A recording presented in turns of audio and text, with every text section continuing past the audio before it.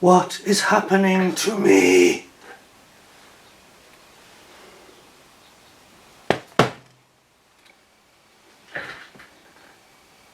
Well,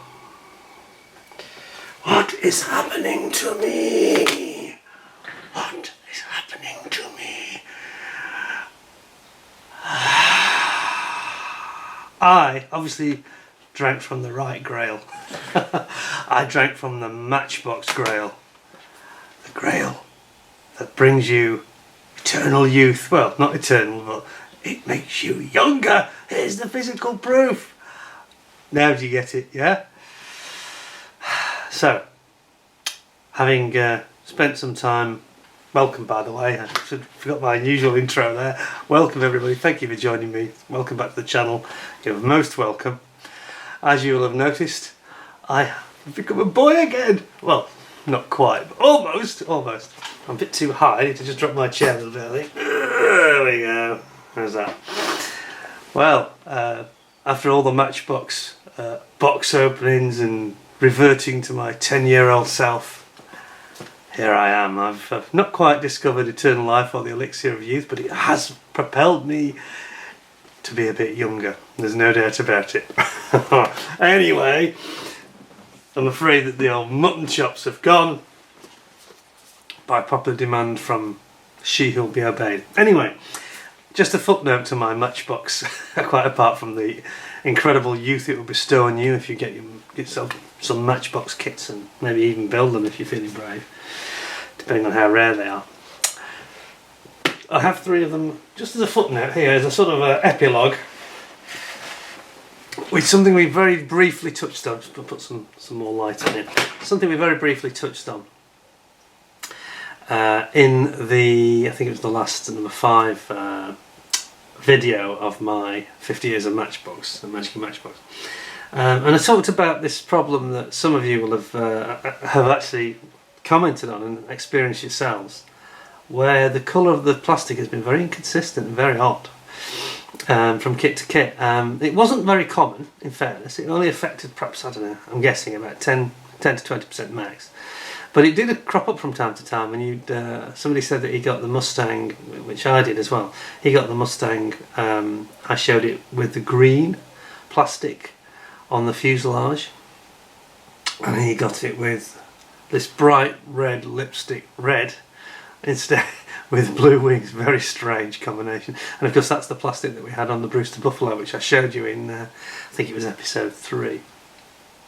And I just thought I'd, as a footnote, epilogue to the talking about this effect where probably, and we're guessing of course, but probably what happened is that they, for example, on a Friday afternoon they were running, you know, bright red on the Nat, for example, or something like that, and then they switched off the machine, they all went home at 3 o'clock or whatever it is, and then they came in on Monday morning, and on that day they're running Mustangs or whatever, and they forgot they'd left the actual plastic, they'd left the pellets in the melter for the injection moulder extruder.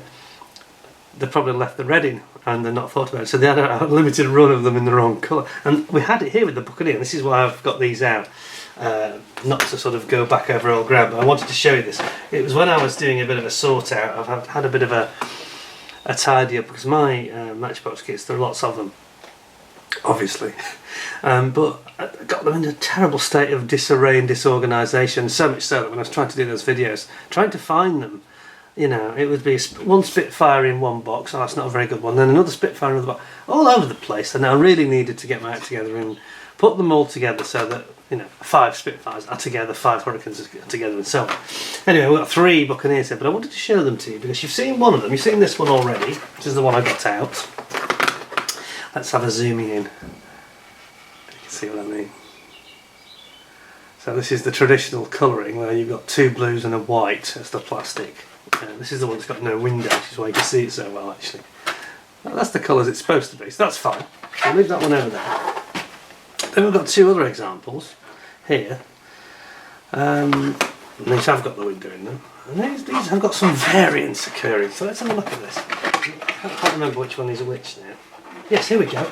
This is going to be quite interesting, I think. That one, I think, is the right one. Let's just zoom out a bit more. Let's just see if we can... Okay, so that one's also the norm. So that's, again, that's blue, white, and sort of French blue. Here we've got a variable. For no apparent reason, it's another 73, like the rest are. This one's got different colours.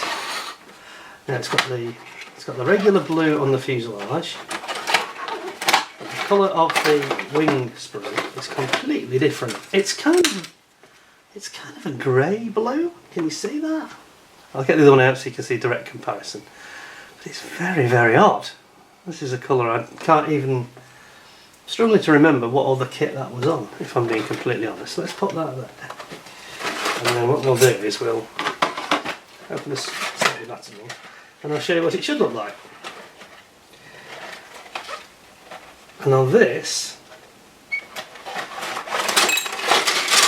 now hang on a second, I think we have got a triple variance. Look, so this has actually got the white, so that there's been another variable here. Let's put them side by side, so there you go. Same sprue, white, this one's blue. How odd. It should be dark blue. It should be dark blue, so this is also wrong. They've gone and mixed them up. So there's been a real jumble up. So this one where we have the fuselage, this is the one that's got the white sprues in front of you. This has got dark blue on the fuselage, which is completely the wrong way around. As you can see on the box, the dark blue should be the wings and tail, and the French blue should be the fuselage. It just gets funny. They seem to have completely jumbled everything up, totally. That's just baffling. It's just baffling. So anyway, I won't drag on with this, but I just thought I'd show you that because it does show that for all their excellence in the... I'm sure this is human error. Somebody on the production line has just goofed it up, and it happens a few times, I say, but it's not, don't let me put you off. Having sold the Matchbox concept to you, it's not common, but so you do notice it, you know, and that was particularly weird because not only have they got the wrong colour completely, which has come from nowhere, that sort of grey, dark grey blue. No, I can't remember any other kit that's on, not offhand. But they've also mixed up, you know, they've even not got the right. They've got the right colours in this one, but they're in the wrong order. They've got this. It's like somebody's just attached there's obviously a pipe where the hot plastic comes in. They attached the wrong pipe to the wrong tool, which I thought was quite funny. Anyway, there we go. This is a very brief vid. I just thought I'd have a little footnote to say, as I've said before, they're not perfect. They're not perfect. They weren't perfect even in the day, but you know what? They were outstanding. Matchbox. You know, it's 50 years of Matchbox. I was watching another forum video, somebody else mentioned Matchbox a few days ago, last week actually, I think it's last Sunday, and they actually declared them to be the greatest model kit company in the world ever. That's a bit of a stretch, I must admit, even for me to say that.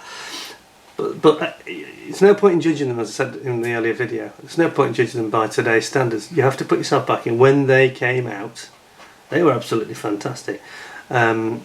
I made a comment saying, you know, Tamiya were obviously better, but they weren't around. Well, they were around, it's just they weren't around where I live, so that was a bit of a slip of the tongue. What I meant to say was I didn't have access to them at the time. None of the local model shops sold Tamiya, so we didn't have any very big model shops where I lived. Not proper ones, you might say. So I wasn't suggesting that Tamiya didn't exist. They were going from the early 60s, I think, weren't they?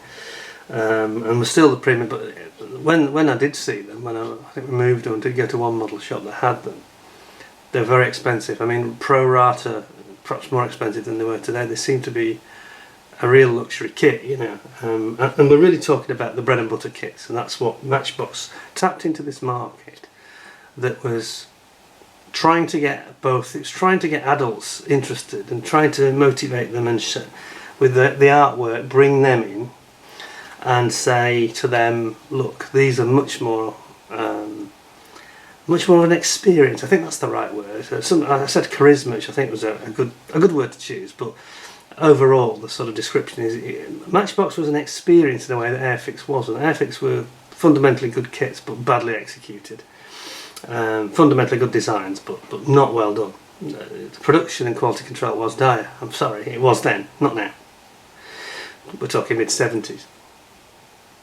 And these came in with superb quality, flash-free, minimal cleanup if any. You know, again, something I didn't sort of allude to, which I should have pointed out in the other videos. And this is actually quite part and parcel of the excellence of them. Look at the sprue gate contact points here. I'm going to zoom you in if we can get focus. Look how small they are. Now you look at how small they are. I'm probably choosing the wrong one, aren't I? Let's go for the white one. Okay, so look how small the sprue contact points are. They're tiny. You compare that to Revell even today. Yeah? Even today. And I'll tell you something. This is one of the reasons that you had the minimal cleanup, because it had a very tiny area between the sprue and the actual part. Now I say even today. You go and have a look at Revell today. Go and look at their latest product, the SR71 Blackbird. It has got the most enormous sprue gate contacts that are thick, chunky, ugly, are going to need a lot of cleanup, and this is very much their norm for Revell. And this, I think, is a point that myself and others have missed previously. And it only just occurred to me, I was looking at it then, staring at it as I was talking. These have got this tiny thing. It's like Tamiya today. Now, the overall quality is not like Tamiya, I'm not suggesting that. But this is why it was easy for kids to build and make them look half decent. If you painted them, they look great, to be honest, as we know. So, those that not Matchbox and say they were toy-like and all the rest of it, this is something you have to take into account. And by the way, you see what I mean about the white sprue. Look, this is the two different kits.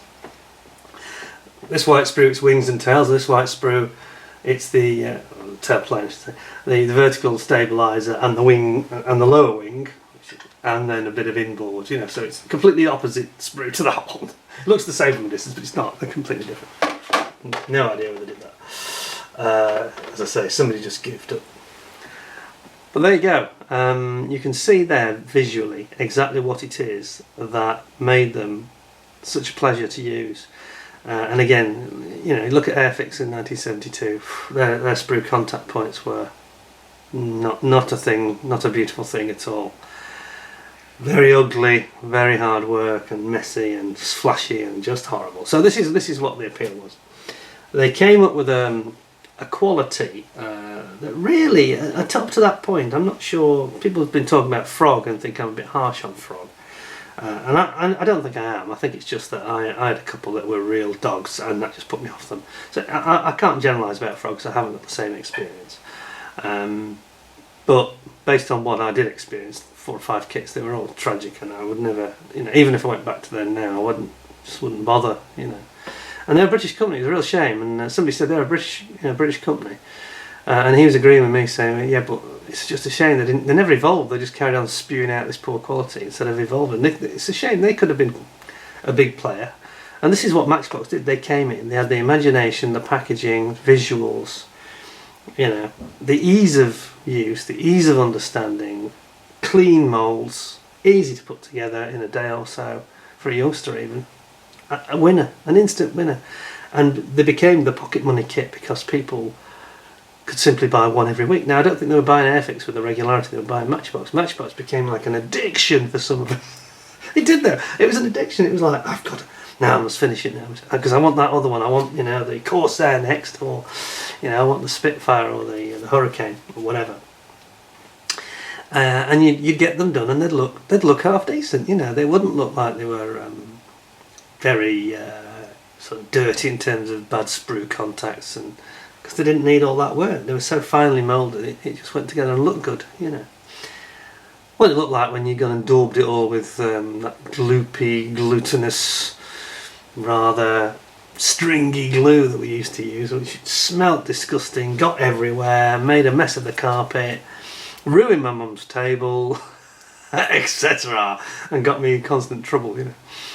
But that's part of the fun, I guess. Anyway, there we go. It's just a little, as I say, it's just a little video today. I just wanted to make this point about the moulding and the good and the bad. You've seen both sides of it. The bad is where they seem to have lost control of their production process a little bit, but the quality's still there. it doesn't matter what colour they are really, does it? As long as it's 3 colours, you know. But the quality, irrespective of colour, is there. And you know, the worst, most ugly looking Sprue contact point in this kit is the one that I did briefly show. I should show it one more time, and then I'll leave you with a thought. Here, you see there, it's a bit ugly. It's not been cut off, it's actually broken off, which is why it looks a bit nasty. It looks, yeah, a little bit tragic there. But here's the thing. There's lots of modern kits. Hong Kong model in particular are guilty of this, I think. I'm not knocking them because they do make some lovely kits now. But they have worse Sprue contact points than that. Airfix do, even today. Airfix are not great on this. Even now, on the new high quality kits, that's one area where they've still got, I think they've got some work to do, and they, you know, they just don't have that finesse, which you can see here. Anyway, there we go. I just thought I'd have this epilogue, so that those naysayers that say, oh, they were rubbish, they were toys, were they though? You know, I think if they'd not been in 3 colours, people would never have made that accusation and say they were toys. If they'd been in 1 colour grey, that would just evaporate. But they were trying to, yes, they were trying to appeal to that younger market, but I don't think that compromises the kit really. Not for a modern day model builder. If you're going to use an airbrush, it doesn't matter what colour they are, does it really? It's irrelevant. So I think they live on as great classics, and I think that I personally, in summary, I'm going to give Matchbox a rating out of 10. I wonder if you can guess what it is. I'm going to give them 10 out of 10 because in their era, at their price, which I always say is a very important factor, I'm sorry, but there was nothing to touch them really. Airfix overall were not a good manufacturer then. They weren't having their best time. They didn't have the shelf appeal, and they were not as cheap, and they were not as interesting a subject. Bit of a generalisation, I know, but given Matchbox had a relatively small range, they went for some interesting variants and versions of things. And I think that Matchbox is very, very sadly missed today. If there is one model company you could bring back, I'm sure most of you will agree with this that are watching, it would be Matchbox. It would be Matchbox. I think that without them, the 1970s would have been a much greyer, duller place for a lot of us. And I think that, you know, you saw the video with the dioramas I did on the armour models. That brought something we'd never seen before or since. And we really should say to Airfix and Revell, stop pretending that you brought something new out. Why don't you retool some fresh ones, perhaps 5 or 6 new tanks, you know, with some new dioramas? That would give them some credibility instead of rebadging everything and reboxing everything and charging double, which is what they're doing, which really annoys me. I think it's not acceptable at all. It's there to kid people and con them. So I'm afraid that I really think the ethics of it are very poor.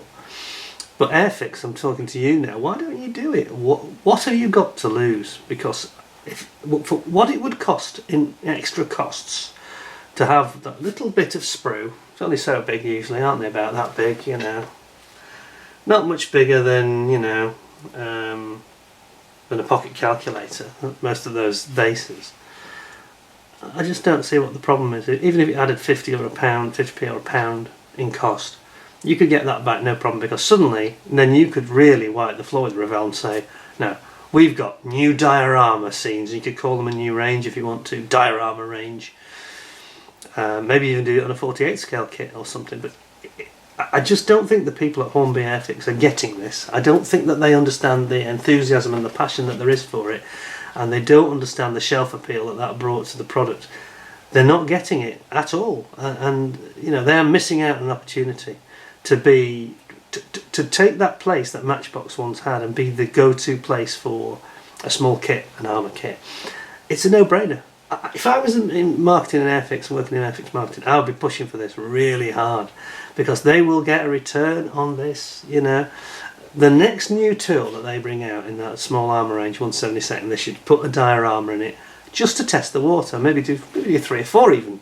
Just call it new diorama range or something. Blah blah. Do it. Even if they're not the most popular subjects, people think, oh, it'll remind them of Matchbox immediately. Nostalgia will kick in. Everybody liked the concept. Nobody said, oh, that's stupid, I don't like these dioramas. Nobody I've ever met has said that to me. So come on, Airfix. Put your socks up. Be a bit more lateral thinking. Don't just follow the competition. Lead them. This is what will get you into a much stronger position longer term.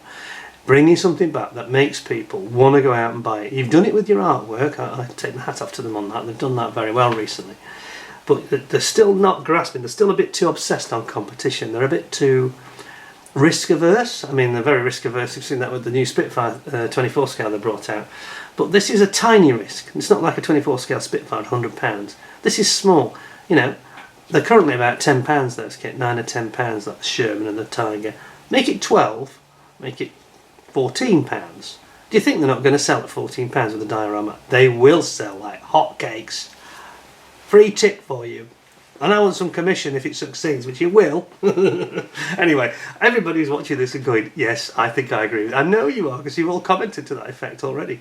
And I just don't understand it. I don't understand why there is this paranoia about it, and they won't take a risk. This is a small risk. Yeah, it's a no-brainer.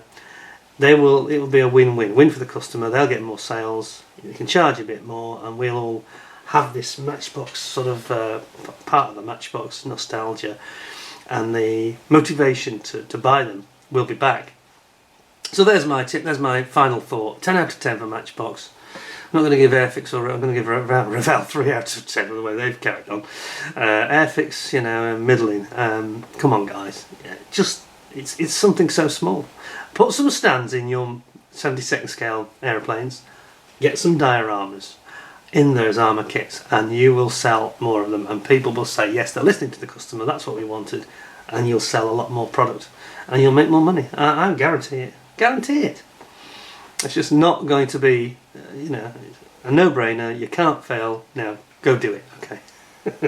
Anyway, there we go. Hope you enjoyed the video. Not a very long one today. I just wanted to have a final thought on Matchbox. I miss them very much, as I think you know, and I know a lot of you really miss them. It's very interesting, the stories that people are told, so similar to mine. Funny stories about school modelling competitions and breaking them on the sprue accidentally and getting stringy glue all over the parents' property and furniture, and all sorts of stories have come out. It's really funny. You should all go read all the comments, because some of these are quite entertaining, you know. And people talking about which ones they had and which ones they sold and which they hadn't. Well, I'll tell you, there's two I sold which I shouldn't have done, and that was not that long ago. It was the Lancaster and the B-17 Flying Fortress. I sold both those. Why? What was I thinking of? I think the real reason is I didn't really like the artwork on those two. They were two of Roy Huxley's later ones, and they were had that little bit of austere artwork because of when they came out, but it was a mistake to sell those, and that was a real, and they were both nice ones as well. Yeah, I boo-boo there, big boo-boo, huge error. But we've all done it, haven't we, you know, and now I look back and think, why didn't I keep those, you know, as classics? But I've got plenty enough anyway, so I'm fine. But there you go. So, final bit of advice: if you want one of those armour kits, go and buy do not buy the new First Diorama, they're called, the new rip-off version, because they've got a new box. Don't buy that. There was a Puma for sale, First Diorama, £20 plus postage. You can pick one up for £9 on eBay. The same product in the box, identical contents. So don't be fooled by that. And you know, see if you can pick up one or two of these Matchbox. There was actually a Buccaneer. I very nearly bought another Buccaneer last night on eBay. There was one going for $16.99 plus postage. But it did have a little stamp here, the model shop name on it, and that put me off, I'm afraid. So sorry about that, folks. But I would have bought it otherwise. But it's a nice kit, you know. And there's plenty of them out there. And I've noticed in the last week or so there seems to be more interesting ones that have come on eBay. So have a look around and see what you can find. Anyway, thanks for watching. Thanks for your patience. And if you work your way through all those 5 videos plus this epilogue video, then you've done very, very well. 10 out of 10 to you as well. Thanks a lot. We'll have some new review kit reviews coming up probably next week. Not Matchbox this time, back to the serious stuff. A bit of armour for you, some serious armour I think you find very interesting. Both very nice kits, so yeah, please join me for those. In the meantime, look after yourselves, take care, thanks for watching, and bye for now.